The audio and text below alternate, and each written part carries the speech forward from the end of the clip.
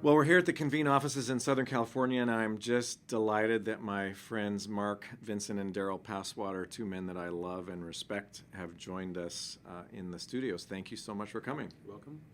Glad to be here. You guys are here because you've been on a similar journey, and it's a journey that I've thought about a few times because it's a journey that most people don't go on. It's a journey where you've lost your spouses. And Darrell, Marilyn, went home to heaven about a year and a half or so ago after a long battle with illness. And Mark, Lori, I think about 8 or so months ago, after a multi-year battle with disease, succumbed and is in heaven. And it was a tough journey. And yet, I don't want to focus on the journey today. I think we can all recognize that a multi-year battle with any disease where we lose a spouse is difficult, horrendous, gut-wrenching, all things that are not enjoyable in any way, shape, or form.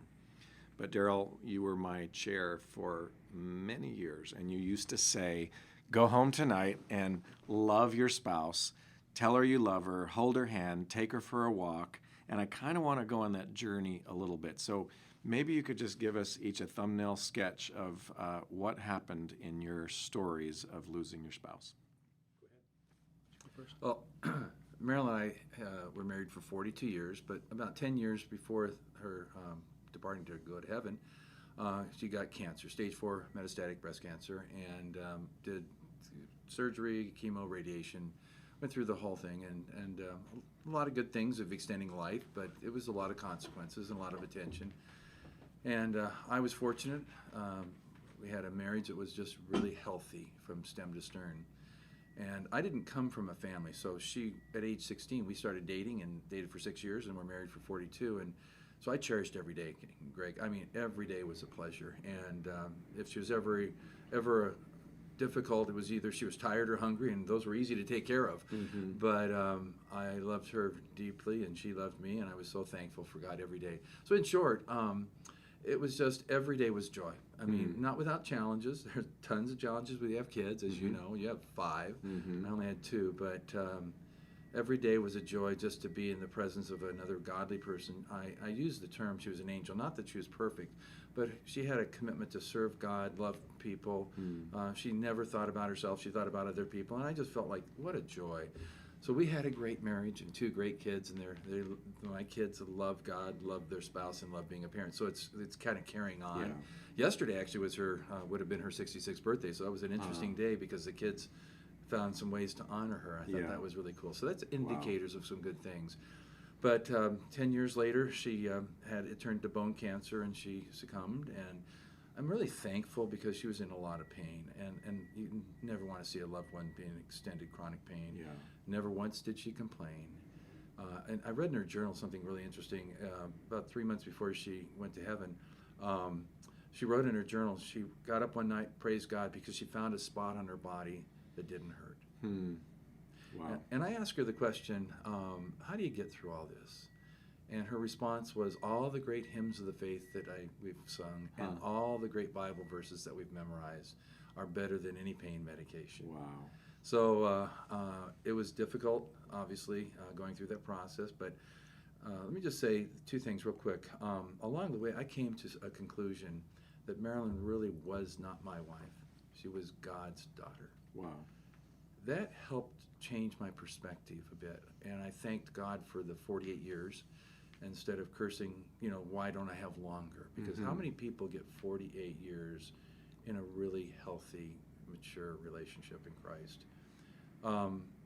So I really thank God for that. And then the scripture verse that came to my presence that I really meditated on, reflected upon, was it's quoted out of Isaiah that Paul in 1 Corinthians says, many of us are well aware of it, but when I think about it all the time, it's profoundly impactful in my life. And that's, no eye has seen or ear ever heard or mind ever conceived of what God has prepared for those who love him. And I kind of take that seriously. So it's been helpful to get through that process because I know God's got something great for her, something great for me. It's just not going to be the same on earth. Is that coming close to answering your question? Well, yeah, it seems so often that the daily gets us to be blinded to eternity, and we think about how the dinner got burned or we're late. I was somewhere in the last few days where a husband and wife were walking into a meeting that we were together at, and they were obviously frustrated. They came in and they were frustrated, and he said, she's always late. And I think that's a confusion between temporary and eternal. I'd take her late any day today. Absolutely, yeah. Mark? No question about that. Absolutely. So Lori and I would have been married 32 years tomorrow. And so that, I feel the weight of her absence right now a little bit because of that. Half of that time, we battled a very rare disease, a very rare form of cancer. There were no 5-year survival rates for it, and she way outlived it. And I would say the last half of our marriage, the last 16 years, were way better than the first. We often determined, talking it through, that if we could start over again, we wouldn't unless we could take what we had learned with us to that front end, because we learned about what matters. We learned how to budget time for the things that matter, how to not sweat small stuff anymore, how to not let those things get in the way, how to say no to all kinds of things that would just be time robbers in life, to say yes to the right things, because of how it distilled our priorities. Lori's disease was one where almost any protocol they engaged was experimental, to try something. And Lori got a sense early on, and became something we shared very deeply, that this was a way of participating in the sufferings of Christ. She would often quote the verse that by his stripes I am healed, by my stripes others might be healed, because then it could be learned. There would be information that would change the course of treatment for other people who came along in the wake of her life, because she became a bit of a case study for this form of disease. And that also began to distill how we saw our relationships with other people, what we would engage, how we would care for children and grandchildren and friendships. And so that became a hallmark for us of that kind of care for the relationships, because there were so many other things we could not do and be able to hold it together. Talk a little bit more about what matters. You said you and Lori talked about, you distilled down to what matters and things like time. Yeah. What was some of Well, that? Lori in particular was a business owner, a crack administrator, and deeply respected by her peers, and they often learned lessons from her. We all did. She was a real force in many ways, and she would if asked to serve on a board or to join an organization, she'd start asking things like, who's in charge? What's the criteria for success? When will the work be done? Oh, if you don't know those answers, no thank you. And she would actually use that in a very gracious way, but as a way to steer those things, not to just fill slots, not just to be busy, but to be purposeful, to be impactful, to make a difference. Otherwise, go home and read to your children. Go home and take a walk with your spouse. Go home and learn to make some new kind of a dish, because then you are investing in relationships. So if you're going to be called out of that to do some kind of work, it better not be busy work. It better not just be purposeless, just running off and doing it so that it makes you feel better about yourself, so that you can say you're doing important things. We were often asked, well, what difference does this make in your life now that you've got a disease? And we would say, with a smile on our face, we've learned that if there's anything that you need to take care of, you better go take care of it. You better get it right, better get the relationship at peace, better apologize. If there's some adventure you want to go on, you better go do it, because time robs us of everything in the end, except our hope in heaven. So get busy. Wow. Darrell, the things that you learned in the journey with Marilyn in the illness part of the journey, if you had to take those lessons into the early part of the journey, what would they be? Well, we spend every moment encouraging one another to see God and to be a part of his ministry. So I don't know that there's much I would change. It just got better. It just intensified. We understood each other better. Marilyn had an incredible ministry of ministering to people with emails, with scripture, and nice quotations and uplifting kinds of things, or books that she's read. And it got really fun that we would both do that together. And she was gifted.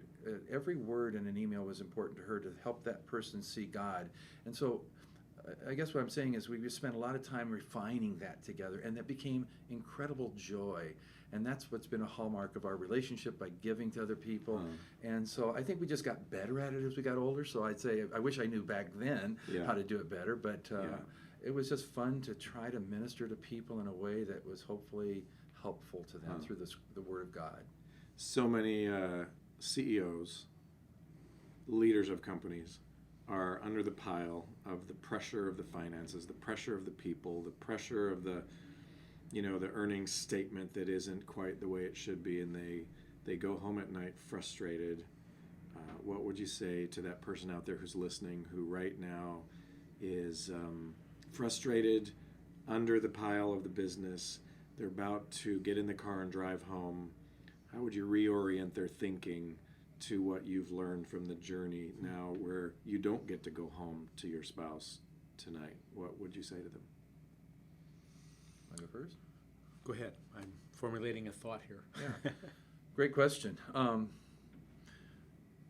Well, first of all, when I would be working and faced a lot of challenges, I would come home trying to make sure that I was not providing that work information to my family, my wife and family, because they wanted my energy. They didn't want my burdens. And so we kind of had a statement. We were pretty good parents till 9 o'clock at night, and after that we became terrible parents. So you better figure out that if you have concerns and issues, let's do it before 9 o'clock, because we just got tired. So we would really engage in non-business activities because we enjoyed the family life. Yeah. And it came to be just a simple matter of trusting God. Am I going to trust Him that I can work for 8 hours or 10 hours or whatever it was, and I'm going to give my attention to my family, and I was going to listen. I kind of have the thing, if my children ever asked me or said something to me, I gave it full attention, because I concluded very early on, if I start ignoring them, eventually it'll condition them that they won't talk to me. Well, I have a 36-year-old and a 26-year-old, and I'm happy to tell you right now, they like talking. And anytime they talk, I listen, because there's only so many times that's going to happen. And the same thing with Marilyn. If she had some concerns, my job was to minister to my family when I came home, not carry on the business world. Yeah. And just trusting God that it's going to be balanced. We're going to take care of it. But yes, I would do anything. I mean, my biggest loss is that I don't get to share with Marilyn the things that I'm engaged with in, not necessarily business technical things, but just how God's working and what I'm struggling with. Again, typically it would be after the kids are gone, but now they're out of the house. So that's a powerful loss, to not be able to share intimately with one person the things that she would understand, that I'm engaged with, encourage me. She'd ask me powerful questions. Are you sure that's the right thing to do? You know, those kinds of things. And I saw God through her. I listened to God through her. And even though she didn't have any formal business training like your wife, but Mark, but she had godly wisdom. So I missed that. And I would say to all these guys, your spouse is, listen to them. You know, share whatever's appropriate, the level and the right way. But listen to them and share with them and listen to them. I'd always ask Marilyn, what did you learn today? What did you read today? So it was a two-way street. And we were constantly engaged with each other. Didn't have the TV on hardly at all in our life. It was about how do we encourage and stimulate one another, as the scripture says, to love and good work. So just those two questions that you just laid out are interesting questions I think most people don't ask. What did you learn today? So instead of coming home and saying, oh my gosh, I had a terrible day, this happened, and are you kidding? We're not going there for dinner, let's go somewhere else. You might say, ask the question, hi, what did you learn today? Absolutely. Yeah, we were always going forward. How do we get better, a little bit better every day? I felt as though my role was to encourage her to grow. Wow. By challenging her. By the way, she was much smarter than I was. So she'd read a Christianity Today article, or she's reading books. She consumed everything. And I was fortunate enough that I just piggybacked on her intelligence. I say, what did you learn today? Well, I was really learning. And then we would have engaged conversation about it. That was 10 times better than anything that would be on TV. So we just constantly tried to help each other grow. Yeah. Mark? I'm thinking of three items. One was a number of the mentors in my life, including my father, taught me that my wife's beauty, her happiness, her sense of well-being was directly attributable to me and my actions and my treatment of her. So it was literally, you put the woman in your life up on a pedestal and you care for her, and if she's not happy, it's your fault.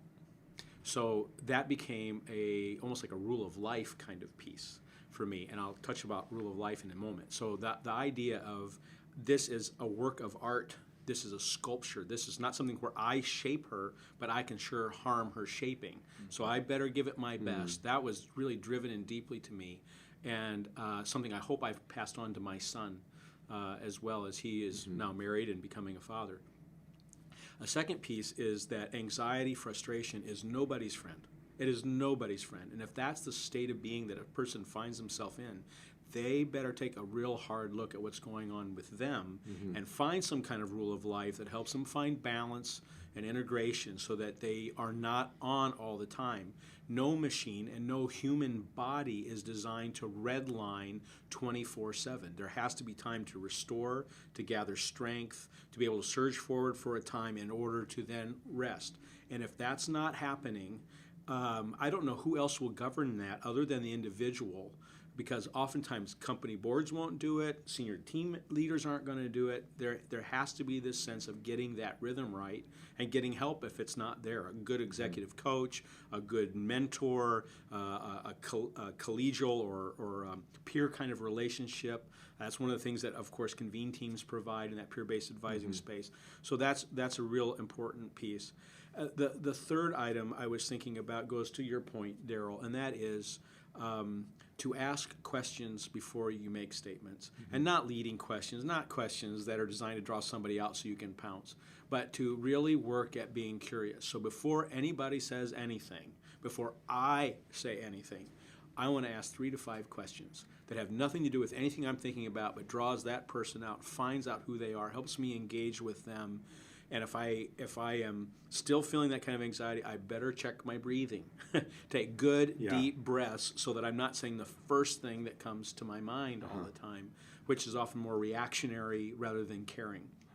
So creating the space in order to be curious about that person and to offer the care that I'm pledged to bring becomes a very critical skill to develop. If I may just add one thing, Yeah. are you done? I'm done, yeah. That it's important for, I think, for us husbands to bring our wives for us to get great godly counsel, we have to set the table, drip on them, let them know, provide them, ask for their wise counsel, not necessarily a response right now, but a thoughtful one. I had the most incredible trusted advisor on planet Earth. She knew me, she knew my limitations, and guys, if I'm talking to guys that are challenged with their spouse, take time to build into her, breathe into her, develop that talent. She's got a lot of talent. God gave you that special person. And if she knows you as well as anybody, then wait for God to use her to speak into your life. And even just setting boundaries. Again, Marilyn didn't know technical details of any financial sheets, but she would ask the right question for me. And I wouldn't even be required to give her a response. But the question stopped me and kept me in bounds to make sure that I was doing that which I should be doing, and also, conversely, what I shouldn't be doing. I had the greatest trusted counselor in the world, but it took years to develop that, and that comes from those questions, that breathing into. I like your term drawing out, because that's really the word education. You're drawing out from somebody instead of stuffing in.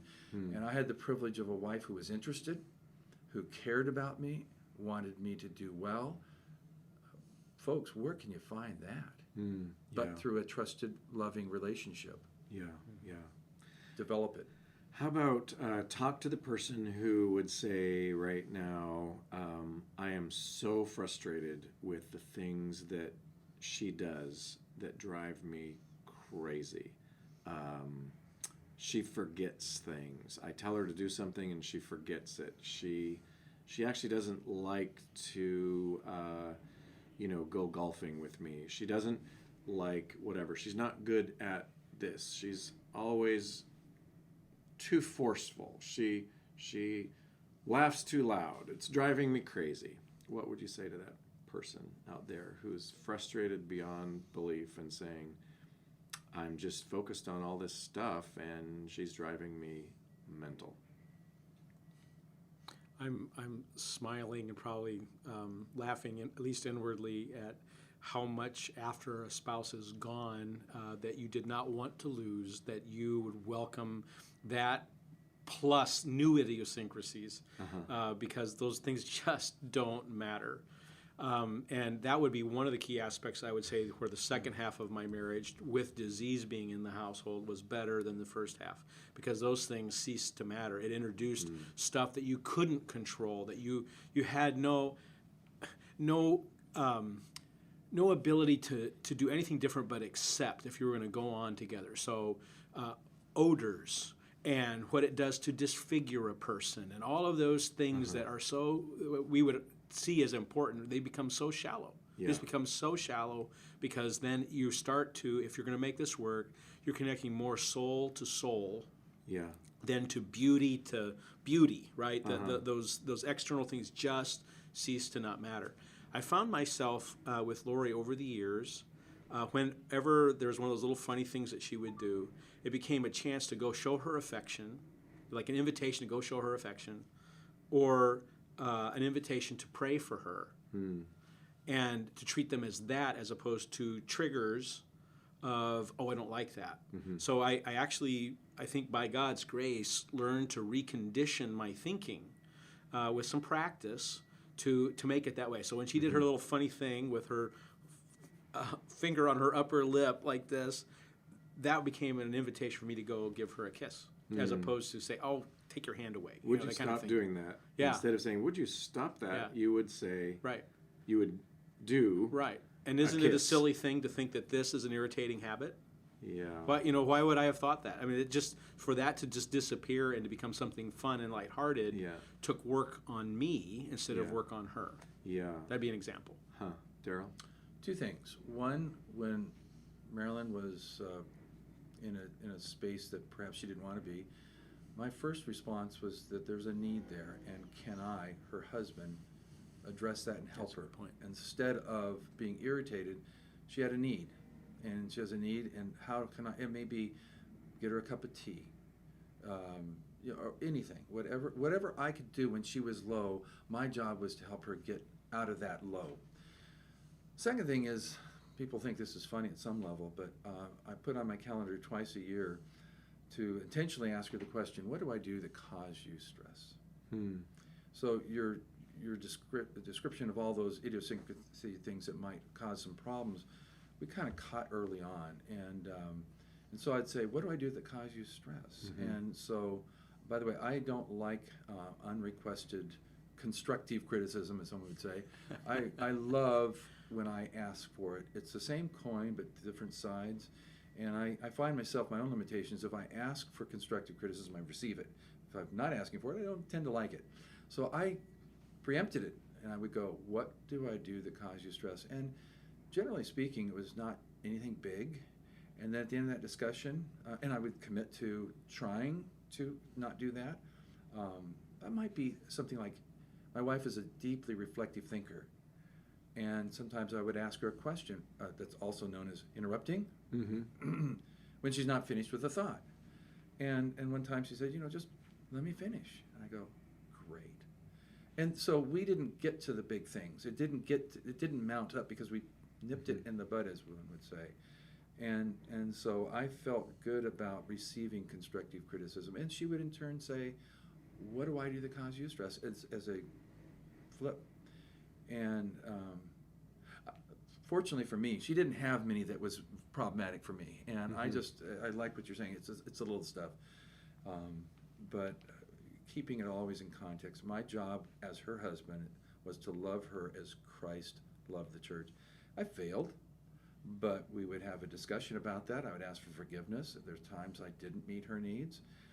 Not necessarily insensitive that I was being mean, but just focused on the wrong things, meaning not on her. So we all have needs. The question is, can we find a way to encourage one another or stimulate one another to love and good works. That was my calling, and I love what you just said here, Mark. That's our calling, and don't get married unless you're committed to that calling. One last thing, real quick. When we were poor, so we couldn't even go on a honeymoon when we got married. We were dirt poor. But the first day after our wedding, I got the dictionary out, and those are the days when you actually had a dictionary. And I went to the page that had D on it for divorce, and I tore it out of the dictionary, and I threw it in the trash can. I said, we don't have divorce in our dictionary. We are going to find a way to get through everything. And it was kind of it was obviously a metaphor, but it was significant because divorce wasn't even in our dictionary, so we can't go that route. We're going to work them out. We're going to care for and listen to each other. The Bible talks about we should be not susceptible to criticism, kind of like a dead man. And I had this opportunity one time to be with my college roommate at an autopsy. And the body was lying out on the table, and they were about to find the pathway of the bullet because it was a gunshot victim. And they had these long rods on the wall, and they would get ready to put this long rod into where the bullet hole exited to find where it began. And crazy as it sounds, I was standing there going, oh, that's going to hurt. But of course, it's not going to hurt at all. He's dead. But sometimes when Shelley, my wife, does something, it bugs me. And I'm obviously not acting like a dead man, because I should be, according to the Bible, like a dead man to being criticized, right? And so what were some of the things that you did to put to take yourself off the throne and not be prone to criticism in your relationship with your spouses? That's a good question. Well, let me just contextualize it again. I had no family growing up. At age 16, I became a Christian. I met this young lady. We started dating, and we're committed to giving a college degree before we got married. So it took us 6 years to get married because it was junior in high school when we met. And so I had something strikingly contrast to compare.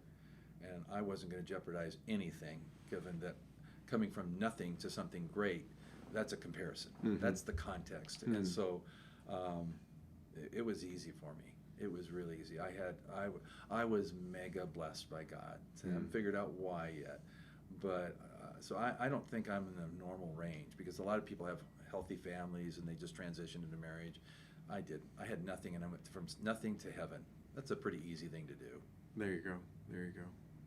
Mark, any thoughts? My response might be just a little different in that Lori's journey with disease was very long, and it never relented. So 16 years of hunkering down to try and hold everything together, I think got us not to a place of such seriousness that we were morose, but a certain level of grimness that everything mattered. Anything that we would do, anything we did not do would matter.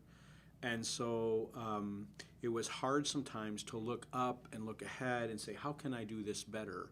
Because there's sort of a hierarchy of need here, which was, how are we going to get through today? How are we going to get through this week? How are we going to get through this month? Hold our family together, pay the bills, not accumulate medical debt, keep our kids happy. And that became the order of things. And so a lot of the stuff that might be habitual, that you say, oh, I can improve myself here, improve myself there, there wasn't a lot of space to do that. I think we both became our best selves in spite of that, to the degree that we were able to grow. But there wasn't a lot of space to be able to say, how am I doing? And how is it for you? Because it was, are we going to get the laundry done? Are we going to get the meals? Who's going to pick up the kids? Will we have help while you're in the hospital for 3 weeks? And that does change the course of the conversation. So I consider it a luxury to be able to say, how am I doing? And if we don't take advantage of that, then we might just see one more way that we're being net takers. And a lot of us, when we're in business, when we have major responsibilities, if we're not careful, we start to get things done through people, and we stop getting people done through those things, including ourselves. And so I just, in a way, you talked about how you went from nothing to something. I kind of see it that way. The opportunity to be able to say, I want to be better as a husband. I want to be better as a wife. I want you to know how much I cherish you. The luxury of doing that can go like that. Let me give you a concrete example, if I may. Okay. Marilyn had parents that provided for her, but her father was he was actually an artist who had to work in the aerospace industry. World War II person, had some challenges, and was not real kind. That's a nice way of saying he's pretty mean. Never was physically abusive, but just mean. And they grew up in a one-bathroom home, and little symbols. He would shave. Us guys shave pretty much every day. He'd shave every day, and he would leave hair in the bowl, and that bothered her because it was a reflection of how her father was. And early on in marriage, I'd shave. Sometimes there'd be hair in the sink bowl, and along the way, I asked her, "What do I do that causes her stress?" And she goes, "Well, that just reminds me of my father." Every single day, the rest of my life of marriage to her, I made sure there was no hair in the bowl, so that didn't push her button. Wow. It was a small act, Yeah. but it was an act of what I thought was love because I didn't want to remind her of her father. I wanted her just to not think about that. And though they reconciled at the end of their life in a good way, but again, her formidable years at home, it wasn't a happy camper. Yeah. I didn't want to remind her of that. Yeah. And So so you're that's just a little thing that I would do every day. putting her first. I would try. Yeah. Yeah. Well, you guys, thank you so much. I wish we could talk about this for a long time, but we're kind of out of time, and I appreciate you spending time. I'm reminded of that C.S. Lewis quote from A Grief Observed, where he says, after his wife died, her absence is like the sky spread over everything. And I know that you feel that, and in the process of the absence of your spouses, you've helped us to think about what those whose spouse isn't absent can do when they go home today. May I say one more thing? Yes, sir. I've read the book 5 times. Okay. I'd recommend reading it when your wife is alive. Oh, wow. It I is agree. so unbelievably powerful. Do not make the mistake of trying to read it the first half and not read the second half. You need to read the whole thing, really at one sitting if you can. But that's something you should read when your spouse is alive. A Grief Observed by C.S. Lewis. Powerful. Darrell Passwater and Mark Vincent, thank you so much for being with us today and taking time to travel from Wisconsin. Mark, we appreciate it, and we look forward to seeing what the Lord might do with this time that we've had together. Thanks very much. Great to be here.